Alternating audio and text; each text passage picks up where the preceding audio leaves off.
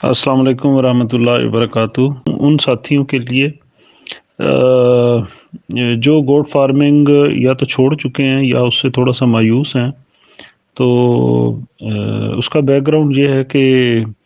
آج ایک دو ساتھیوں سے بات ہوئی ہے، اور بڑے پیارے ساتھی ہیں، بڑے محبت کرنے والے ہیں، تو کچھ چیزیں شیئر ہوئی ہیں، تو میں چاہ رہا تھا کہ آپ لوگوں کے ساتھ بھی شیئر کی جائے۔ تو ہم لوگ اکثر باتیں کرتے رہتے ہیں بکریوں کی اور گوٹ انڈسٹری کی، اور بڑے عرصے سے کر رہے ہیں، گزشتہ یہ 2.5-3 سال سے ماشاءاللہ اپنا گروپ بھی یہ چل رہا ہے الحمدللہ، اور مختلف لوگوں نے شمولیت اس میں اختیار کی ہے۔ ہم نے ایک دوسرے سے بہت کچھ لرن بھی کیا ہے، اور الحمدللہ ایک بڑا اچھا انوائرمنٹ بھی میسر آیا ہے۔ تو انہی ساتھیوں کی موجودگی کا فائدہ اٹھاتے ہوئے میں چاہ رہا تھا کہ 2-4 باتیں شیئر کی جائیں۔ تو سب سے پہلی بات تو یہ ہے کہ ہم گوٹ انڈسٹری کی بات کرتے ہیں، گوٹ انڈسٹری کی ایوولوشن کی،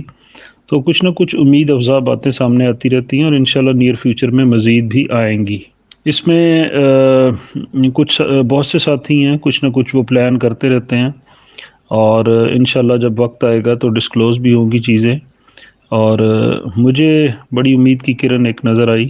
تو میں چاہ رہا تھا کہ آپ دوستوں کو بھی بتاؤں۔ اور یہ جو ہم ہر وقت ڈسکس کرتے ہیں نا ایک دوسرے کو کہ جی ہمارے پاس یہ نہیں ہے، ہمارے پاس وہ نہیں ہے، ہماری گورنمنٹ ہماری مدد نہیں کرتی، ہمارا فلاں نہیں ہے، ہمارا فلاں نہیں ہے، تو یہ سب پہلے بھی نہیں تھا، لیکن اور آج بھی نہیں ہے۔ خیر کئی چیزیں ورس ہوئی ہیں، لیکن کچھ چیزیں بہت بہتر بھی ہوئی ہیں۔ تو ان حالات کو مد نظر رکھتے ہوئے مثال کے طور پہ میں آپ کو عرض کروں گا، چائنا پوری دنیا پہ چھایا ہوا۔ آپ نے پرانی ویڈیوز کہیں دیکھے ہی ہوں گی، مجھے تو یاد ہے اپنے بچپن کی 80s میں جب چائنا کی کوئی ویڈیو یا پرانی کوئی بھی ویڈیو دیکھ لے، آپ کو چائنا میں، بلکہ ابھی ریسنٹ بھی 10-15 سال پہلے تک بھی آپ کو چائنا میں سائیکل ہی سائیکل نظر آتے تھے، کہ لوگ سائیکلوں پہ ٹریول کرتے تھے، سبزی کے طور پہ گوبھی کھاتے تھے، اور گوبھی پہ تیل کھانے والی ڈال کے کھانے والی قوم تھی، لیکن آج دیکھیں وہ ماشاءاللہ کدھر پہنچ گئے ہیں۔ تو ایسا نہیں ہے کہ کوئی ملک اگر کسی ورس کنڈیشن میں پہنچ گیا یا کوئی انڈسٹری کسی ورس کنڈیشن میں پہنچ گئی ہے تو اس کا جو ہے وہ دوبارہ اس کا ریوائول نہیں ہو سکتا، وہ ریوائیو کر سکتی ہے، لیکن یہ صرف ہماری سوچ پہ منحصر ہے، اور اس کو میں بالکل گوٹ انڈسٹری سے ہی اسی طرح ریلیٹ کروں گا۔ تو بات صرف جو ہے وہ امید افزا باتیں کرنے کی، ایک دوسرے کو امید دلانے کی، نئے راستے تلاش کرنے کی، اور نئے راستوں پر حوصلے سے قدم رکھنے کی، اور ایک دوسرے کا ہاتھ پکڑنے کی، اور ان چیزوں کی اہمیت کی ہے، ان کو اہمیت دینے کی ضرورت ہے۔ انشاءاللہ مجھے امید ہے کہ آخر اتنے لوگ جوجھ رہے ہیں، اتنے لوگ جو ہے وہ نبرد آزما ہیں اس گوٹ فارمنگ سے، اس بکری فارمنگ سے، تو اور کروڑوں روپے، بلکہ میں اگر مبالغہ آرائی نہ ہو تو اربوں روپے گزشتہ 4-5 سال میں لوگوں نے خرچ کیے ہیں۔ تو ایسا نہیں ہو سکتا کہ یہ سب بے سود جائے گا، انشاءاللہ کچھ نہ کچھ ضرور سامنے آئے گا۔ تو بس میں صرف اتنا ہی آپ لوگوں سے عرض کروں گا کہ پر امید رہیں، سیکھنے کا عمل جاری رکھیں جی۔ لرننگ جو ہے نا جی، یہ بہت ضروری ہے۔ سب سے پہلے جو ہے وہ آپ نے بکری کے بارے میں علم حاصل کرنا ہے، بکری رکھنا، اس سے کیسا فائدہ حاصل کرنا، یہ سب چیزیں اسی وقت آئیں گی۔ اور لازمی نہیں ہے کہ آپ ہر فیلڈ میں ماسٹر ہو جائیں، آپ بکری کے ڈاکٹر بھی بن جائیں، ایسا نہیں ہے کہ آپ ہر چیز، اور ہو بھی نہیں سکتا، یہ ہر شخص اتنا آل راؤنڈر نہیں ہوتا کہ وہ ہر معاملے کو سمجھے۔ کچھ لوگوں کو بکری کی بریڈ کی پہچان ہوتی ہے، کچھ لوگوں کو ان کی نظر بہت اچھی ہوتی ہے، صاحب نظر ہوتے ہیں، جانور کو دیکھ کے اس کی صلاحیتوں کا اندازہ لگاتے ہیں۔ کچھ لوگ جانوروں کی جو علاج معالجہ ہے اس پہ جو ہے وہ ملکہ رکھتے ہیں اپنے تجربات اور مشاہدات کی روشنی میں۔ کچھ لوگ جو ہے وہ بکریوں کی مینجمنٹ بہت اچھے طریقے سے کر لیتے ہیں۔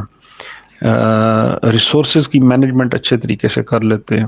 یعنی ان کو یہ پتہ ہوتا ہے کہ ہم نے اس کو خوراک کیا دینی ہے۔ کچھ لوگوں کا نیوٹریشن کے بارے میں بہت اچھا علم ہوتا ہے۔ ایسا نہیں ہوتا کہ ہر آدمی ہر چیز کے بارے میں ماسٹر ہو، صرف ضرورت اس چیز کی ہے کہ ہم نے ایک دوسرے کی صلاحیتوں کو استعمال کرنا ہے، ایک دوسرے سے رہنمائی لینی ہے اور مخلصانہ طریقے سے ایک دوسرے کی ہیلپ کرنی ہے۔ انشاءاللہ کوئی بھی کام دنیا میں جو ہے وہ کولیکٹیو ایفرٹس کے بغیر نہیں ہوتا، اور جب آپ ایک دوسرے کا دست و بازو بنیں گے تو انشاءاللہ سب کو فائدہ ہوگا اور آپ کو سب سے زیادہ فائدہ ہوگا۔ جی، سب سے پہلے تو خریداری سے متعلق ہے کہ جانور کون سا خریدا جائے۔ تو جیسے میں نے اوپر والے میسیجز میں اپنے جو آخری میسیج تھا اس میں نے یہی عرض کیا کہ پہلے آپ کو علم ہونا چاہیے کہ آپ نے بکری یا بکرا جو آپ خرید رہے ہیں، جو جانور، وہ آپ نے کس پرپز کے لیے خریدنا ہے، اور آپ کو خود علم ہونا چاہیے کہ آپ کے موٹیوز کیا ہیں۔ میں شوقین کو نکال رہا ہوں جی اس ساری گیم میں سے۔ شوقین وغیرہ جو ہے نا وہ ٹھیک ہے، ان کا اچھا رول ہوتا ہے شوقین کا، لیکن ان کا بڑا نیگیٹو رول بھی ہوتا ہے شوقین کا۔ یہ ایک الگ ٹاپک ہے، تو اس پہ انشاءاللہ پھر کسی دن بحث مباحثہ کریں گے۔ لیکن اس وقت ہم بات کریں گے فارمنگ کی، اور انڈسٹریل فارمنگ کی، انڈسٹریل گوٹ فارمنگ کی۔ یعنی اس کو ہم انڈسٹری کے طور پہ اگر ہم لیں تو اس کو کیسے ہم ڈیولپ کرنا ہے، کس طرح کا جانور ہو، تو اس سلسلے میں کوئی دو چار باتیں کروں گا۔ تو سب سے پہلے جو پوری دنیا میں جو اس وقت بکریاں جو استعمال ہوتی ہیں نا جی، جن ممالک کو ہم مثال بناتے ہیں، آسٹریلیا ہے یا اٹلی ہے یا فرانس ہے یا جرمنی ہے، یہاں پہ بہت بڑے بڑے فارمز ہیں، یورپ میں ہیں، امریکہ میں بھی ہیں، جہاں پہ بکری کا دودھ استعمال کیا جاتا ہے، بکری کے دودھ سے بنی ہوئی پروڈکٹس استعمال کی جاتی ہیں، جن میں سر فہرست جو ہے وہ چیز ہے، جسے ہم اپنی زبان میں پنیر کہتے ہیں۔ تو وہ ایک بڑی مہنگی آئٹم ہے، لوگ، وہاں کا کلچر ہے، وہاں کی نیوٹریشن میں یہ چیز شامل ہے، لوگ ناشتے میں پنیر استعمال کرتے ہیں۔ تو یعنی بکری کا جو پرائمری مقصد ہے وہ اس سے ہم نے پروٹین حاصل کرنے ہیں، چاہے وہ گوشت کی شکل میں ہے یا پھر وہ دودھ کی شکل میں یا اس کی بائی پروڈکٹس کی شکل میں۔ تو اگر ایک فارمر اگر بکری رکھے گا، وہ چاہے 20 رکھتا ہے، 50 رکھتا ہے یا 100 رکھتا ہے، تو سب سے پہلے اس کو وہ جانور خریدنا ہوگا جو پروڈکٹیو ہوگا۔ یعنی کون سی چیز مد نظر رکھنی ہے، یہ اس سوال کا یہ جواب ہے کہ جو پروڈکٹیو جانور ہوگا۔ اب وہ پروڈکٹیو کس لحاظ سے ہوگا؟ یا تو وہ گوشت کے لحاظ سے ہوگا، اچھے جانور پیدا کرے گا، مادہ ہے یا نر ہے، اس کے جو بڑھنے کی صلاحیت ہے، وہ خوراک کھا کر تیزی سے اپنا وزن بڑھانے کی جس جانور میں صلاحیت ہوگی، وہ اچھا جانور ہوگا، وہ فائدہ مند ہوگا، فارمر کے لیے بھی، انڈسٹری کے لیے بھی، مارکیٹ کے لیے بھی، اور صحت مند جو ہے نیوٹریشن پرووائڈ کرنے کے سلسلے میں بھی۔ اب بریڈر کیسا چھوڑا جائے؟ جی، بریڈر ویسا چھوڑا جائے جو آپ کی ضرورت ہے۔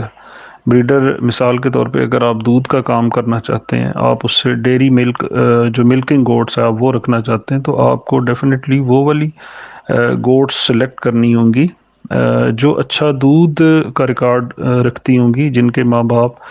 جن کی مائیں نانیاں جو ہیں وہ اچھے دودھ والی ہوں گی، اور ان کے ساتھ آپ ان کو اس سائر کے ساتھ، اس بک کے ساتھ آپ ان کو میٹنگ کروائیں گے، جن کی ماں اور جن کی دادیاں جو ہے وہ اچھے دودھ کی حاملہ بکریاں ہوں گی۔ تو یہ تو بڑا سادہ سا ایک جواب ہے، اس کی ڈیٹیلز میں جائیں گے تو وہ بات لمبی ہو جاتی ہے۔ پھر یہ جانور آپ نے وہ رکھنا ہے۔ اب اس میں علاقے کی آپ وہ نہیں کر سکتے جی۔ دیکھیں، بور گوٹ جو ہے وہ دنیا کے ہر علاقے میں پائی جاتی ہے، ہر ترقی یافتہ ملک میں ہے، وہ یورپ میں بھی ہے، افریقہ میں بھی ہے، آسٹریلیا میں بھی ہے، ہر لحاظ میں ہے۔ تو یہ کوشچن تو آپ کا پھر رول آؤٹ ہو گیا نا کہ جی بکری ایک علاقے کی دوسرے علاقے میں نہیں رکھی جا سکتی۔ لیکن اگر آپ ایک ایسی بریڈ بنانے میں کامیاب ہو جاتے ہیں جو آپ کے انوائرمنٹ سے مطابقت رکھتے ہیں، تو پھر وہ آپ اس کو کسی بھی جگہ پہ رکھ سکتے ہیں۔ دیکھیں، بور ہے یا سانن ہے، یورپ میں بھی ہے، امریکہ میں بھی ہے، دنیا کے مختلف ممالک میں سروائیو بھی کر رہی ہے۔ وہ ممالک ہم سے ٹھنڈے بھی بہت زیادہ ہیں، اور بعض ممالک میں تو بہت زیادہ، یعنی مائنس میں ٹیمپریچر چلا جاتا ہے۔ ایون چائنا میں دیکھ لیں، کتنے ہی ان کے انوائرمنٹل زونز کہہ لیں آپ اس کو، اس میں ایٹماسفیرک چینجز کتنی زیادہ ہیں۔ وہاں پہ اگر بکریاں سروائیو کر رہی ہیں تو ہمارے پاس کیوں نہیں کر سکتی؟ الحمدللہ ہمارا جو بر صغیر ہے، کم از کم یہاں پہ جو نسلیں ہیں وہ ہر علاقے میں سروائیو کر جاتی ہیں، سوائے چند ایک کو، دو چار کو چھوڑ کے۔ اچھا، اب اگلا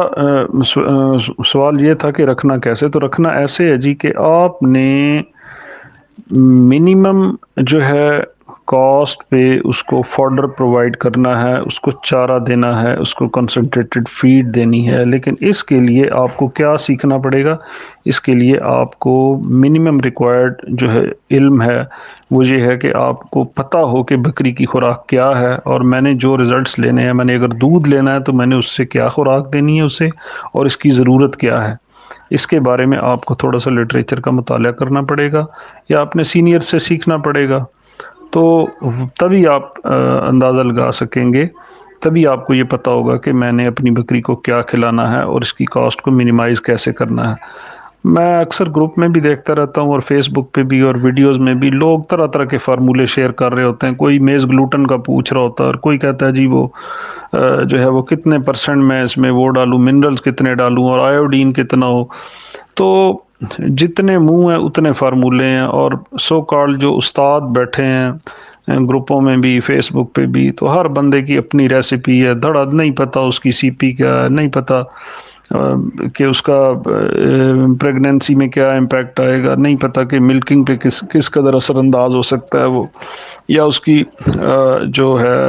اس کا جو ریپروڈکٹیو سسٹم ہے اس کو کس طرح وہ ہارمفل ہے اس کے لیے یہ نیوٹریشن،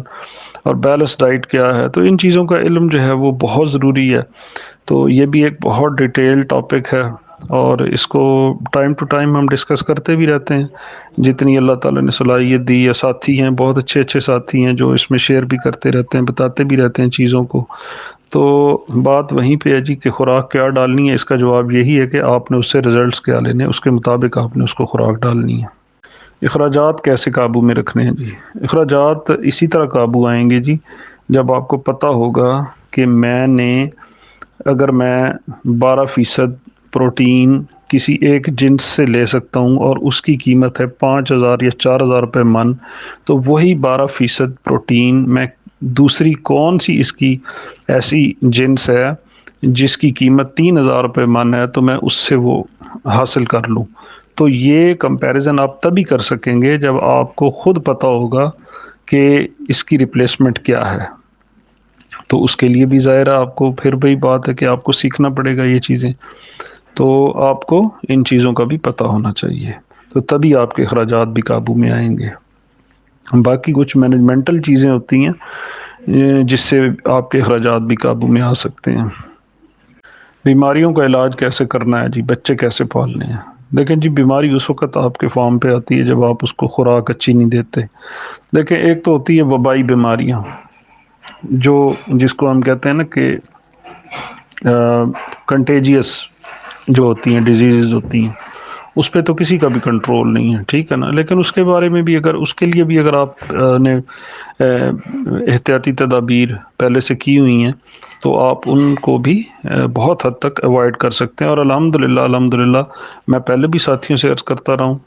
اور آج پھر ریپیٹ کر دیتا ہوں کہ 4 سال کی بکریاں رکھنے میں الحمدللہ میرے سیٹ اپ میں کوئی ایک دفعہ بھی کوئی وبائی بیماری نہیں آئی۔ اب اس کو بھلے آپ کہہ دیں کہ وہ اللہ تعالیٰ کی طرف سے رحمت تھی، یا کہہ لیں کہ میں نے جو پریکاشنری میئرز جو لینے چاہیے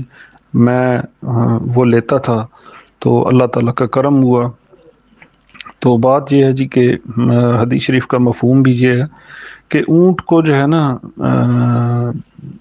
باندھ کے اللہ پہ توکل کرنا چاہیے، اونٹ کو کھلا چھوڑ کے توکل نہیں کرنا چاہیے۔ تو ویکسینیشن کرنا ضروری ہے، ویکسینیشن کروائیں، اس کے بعد اللہ پہ توکل کریں، تو یہ بہت ضروری چیز ہے۔ تو وبائی بیماریوں کے بعد پھر کچھ چیزیں ایسی ہیں جو موروثی طور پہ بھی جانوروں میں بیماریاں ہوتی ہیں، تو اتنی بیماریوں کا نالج ہونا بھی فارمر کے لیے ضروری ہے، کم از کم اس کو بنیادی چیزوں کا ضرور پتہ ہونا چاہیے جی۔ اور اس کے علاوہ اس کے جو بہت اہم چیز ہے اس کی کانٹیکٹس ڈیولپمنٹ جو ہے جی، اس کے پاس کانٹیکٹس ہونے چاہیے ہر قسم بکری سے متعلق ہر طرح کے لوگوں کے اس کے پاس کانٹیکٹس ہونے چاہیے، اور جس وقت اسے مشکل پیش آئے تو اس کو یہ سمجھ آنی چاہیے کہ میں نے اس وقت کس سے رابطہ کرنا ہے اور کس سے ایڈوائس لینی ہے، اور پروفیشنل ایڈوائس لے کے اس پہ عمل کرے، نہ کہ ادھر ادھر جو ہے نا وہ گروپوں میں 6 گروپوں میں ایک سوال ڈال دی اور جدھر سے جو آیا پھر ان میں سے خود ہی تجزیہ کار بن کے اور اچھا جواب نکال کے اور اس پہ عمل شروع کر دیا۔ اس طرح کا کام نہ کریں، یہ انتہائی نقصان دہ چیز ہے جی۔ اگر بچے آگے بڑے بھی ہو گئے تو ان کو بیچے کہاں؟ تو بات یہ ہے جی کہ پھر وہی بات آ جائے گی کہ اگر آپ نے اچھا جانور خریدا ہے، ایک پروڈکٹیو جانور خریدا ہے،